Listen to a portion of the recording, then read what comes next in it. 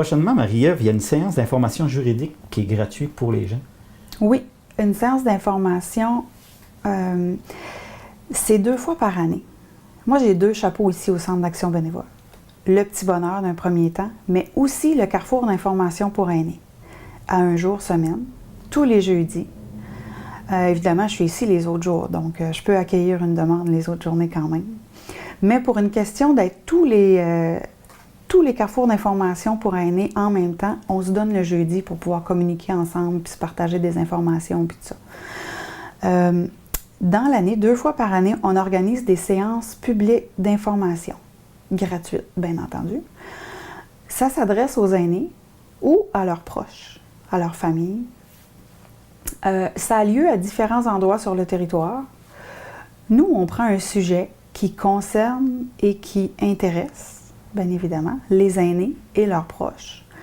Puis moi, je suis la personne qui va organiser ça, mais je ne suis pas du tout l'experte qui va venir parler du sujet. Donc, moi, je trouve un expert, une personne qui a des connaissances, qui fait ça de façon professionnelle dans la vie, qui va venir ici, puis qui va donner une formation, une mini-conférence sur un sujet qui intéresse les aînés sur le territoire.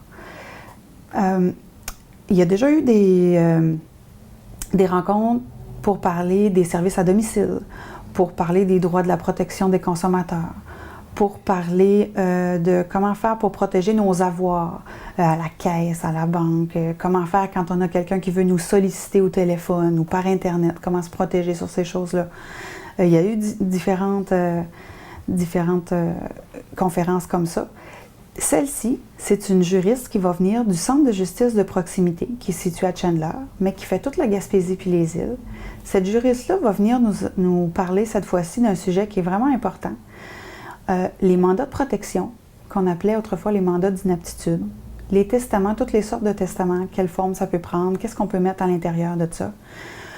Toutes les lois aussi puis les décisions qu'on peut prendre relatives à nos soins de fin de vie. Parce que préparer tout ça, ça ne rend pas malade, ça ne fait pas mourir, mais c'est vraiment important de posséder ça. Elle va venir nous expliquer qu'est-ce qui se passe si on ne les a pas, qui va décider à notre place, comment on peut faire pour le faire dans un bon temps, d'une bonne façon. Et puis, il va y en avoir 2 des séances d'information comme ça prochainement. La toute prochaine, elle est le 19 octobre, ici au Centre d'action bénévole à Passepébiac, à 13h.